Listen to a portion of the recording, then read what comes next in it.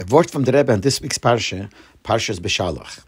In Parsha Beshalach, the Torah says that Pari took his horses and his army and they ran after the Eden. And Rashi asks, where did he get the animals when the animals died in the plagues?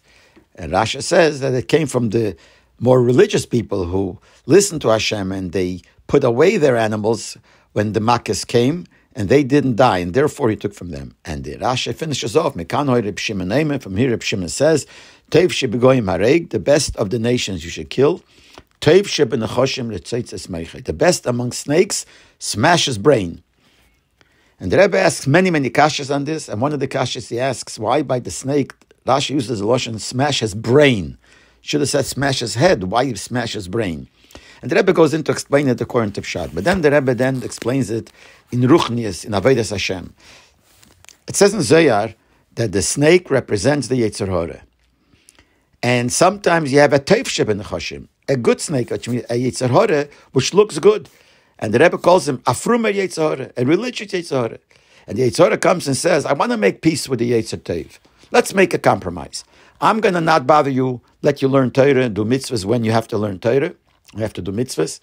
And the Yetzer Hara should give into the Yetzer. Yetzer Teif should give into the Yetzer Hara also. Give in a little bit. That when you eat, you should eat with taivas when you have to eat. And other things that when it's different times, give in to me. Do things that the Yetzer Hara wants. So that's the thing of a Teif Shebe Nechoshim. He sounds like a good Yetzer Hara. He's ready to give in for you to learn and I'm not going to bother you. So Shimon says, this good Yetzer Hara, smash his brain. Why does he use the word brain?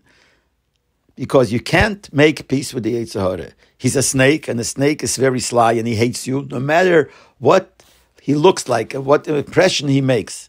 And the fact that he's ready to give in certain things, that's part of his slyness. Because he thinks he'll start with that, and in the end, he will get you to do worse things. As the Gemara says, by the Yetzer Hara, today he says to you, Asekach, do this. Tomorrow he'll say, do worse things. And the end will be, he'll tell you, go worship idols. And therefore, what's the only advice that gives?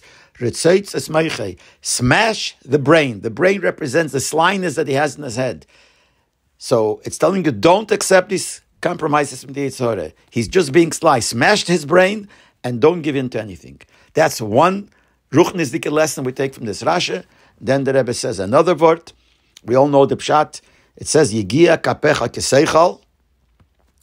There's a posik that says, in Tilim, you shall eat from the toil of your hands. And Chassidus explains, the Rebbe elaborates on it, that tells you that when you work, you should only work with your hands. It means when you work and get involved in making a living, in your livelihood, you shouldn't put your complete head in it.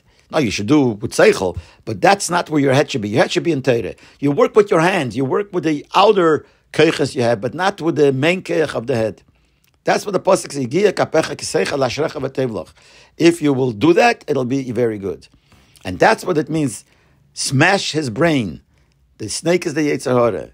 The main thing is, don't let the Yetzer Hara get to your brain. Because you have to do things in Gashmias, but you have to do it because you have to do it. But not your head should be lying in it. So that's why the Rashi says that if Shimon said, by a snake, smash